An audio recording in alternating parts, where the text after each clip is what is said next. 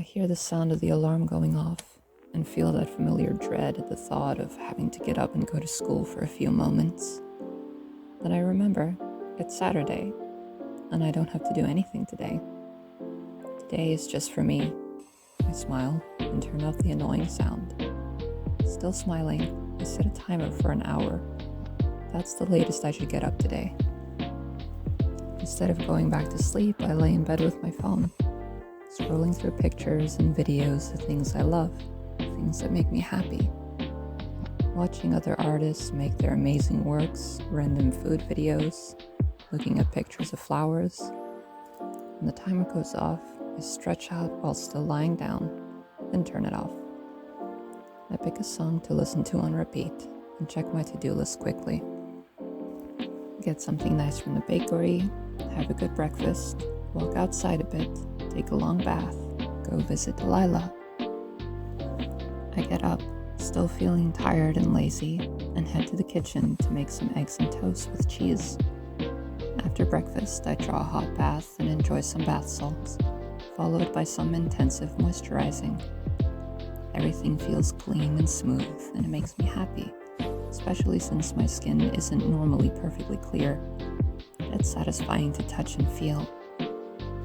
I run a brush through my hair, pick out a cute outfit for the day, and get my shoes on to head outside. I spend a quick few minutes in the garden to water the plants and enjoy the beauty of them, and walk down to the nearby bakery. They always have amazing pastries, fresh baked bread, everything imaginable. I don't have much money left after my last order of canvases, but instead of worrying about it, I just get something small that I really like. A slice of cake with chocolate cream and ganache, and a few cheese buns. They've always been my favorite. I head back home, put the buns in the kitchen, and take the cake with me to my room after making some tea. While it's cooling down, I get out my materials for the day. I wasn't expecting to be in the mood for painting today, but I'm really glad that I am. Things at home have been difficult and stressful, and I'd love for art to be the thing that cheers me up, but realistically, I don't want to associate it with misery. I don't want art to be something I only turn to when things aren't going well. I know some people can just keep painting regardless of their mood, but I've never been one of them. It's been happening more naturally lately though, so maybe one day I can be. Maybe one day I can just paint and draw, no matter how I'm feeling. I'd like that. I stare down at my materials, a small square canvas, a myriad of brushes, and a few tubes of paint. For the most part, I prefer mixing my own colors. I go through a lot of white paint because of it, but I only get specialty or novel colors in certain situations. If someone were to ask for a metallic color painting, obviously that's something I can't just mix via sheer talent. I get out a pencil and start working on some outlines based on a thumbnail sketch that I did at 3 a.m. in the morning a few nights ago. I got down the basic idea, and when I look at the image, I can immediately remember what it was meant to look like. I get the rough outlines on the canvas, and then put everything down to focus on my cake and tea. I enjoy the sunlight streaming in through the window, put on some music, and before I know it, I'm done with the cake and starting on the painting. Some hours later, when I essentially come to, the painting is almost done, needing only a last few details that would be better done after giving the paint some time to dry, and then my signature. I get up and stretch my legs, take a look at the work I've done. It's pretty good. I head to the kitchen to see if any of the cheese buns still remain from this morning, and there's one left, which I take with me and sit down to eat in the garden. It's still early. I can go to see Delilah without needing to find a lift. I shake the crumbs off of myself and get up to go to the mall. On the way there, I see all the trees in the area, observe the people walking around doing whatever it is they're doing. Sometimes everything feels overwhelming, but at times like this, I'm reminded that millions and billions of people live their lives every day without fail. And And there really is no reason that I can't also do that. It's nice when it feels that way, when seeing people doesn't make me nervous, when I don't feel depressed. At the mall, I duck and dive through the crowd to get to the place where I want to be, the arcade. She's recently started working here, opened up a shop selling secondhand books. She has a bunch of vending machines as well, but after this morning, I only have a few pennies left that I'll probably use for the claw machines to try and win her something. Right outside of the arcade, there's a couple of these machines. I take out my almost empty wallet and place all my hopes and dreams into that one stuffed toy, the cat. It's her favorite animal, always has been.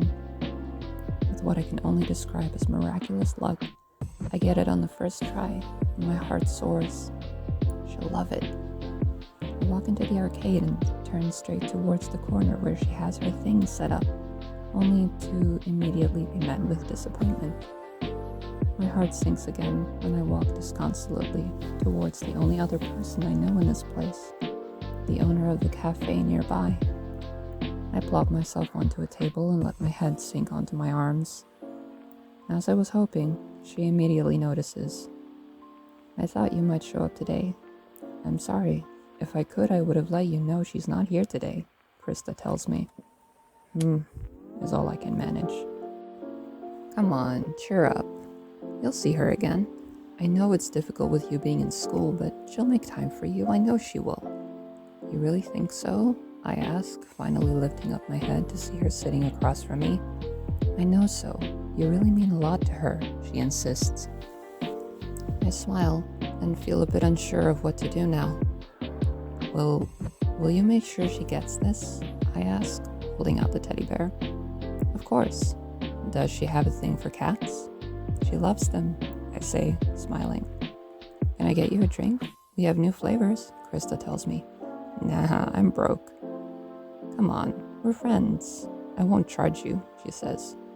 "No, truth is, I was really only here to see her.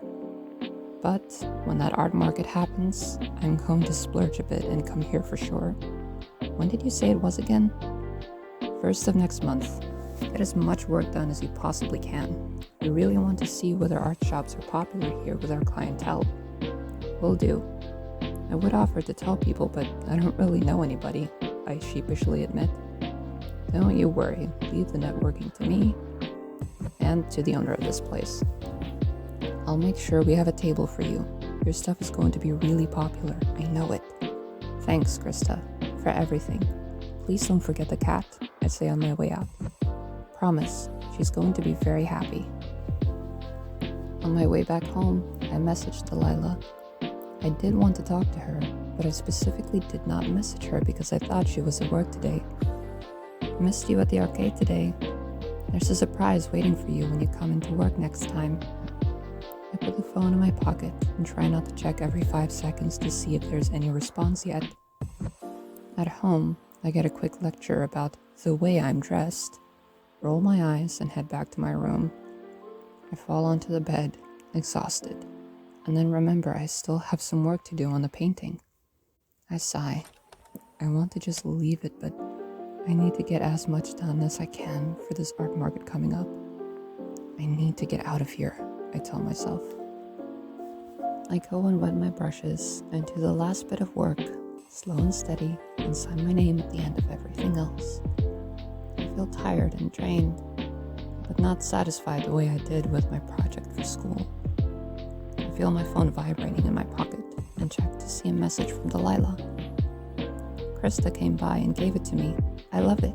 Can't wait to see you again, my love. Signed with hearts.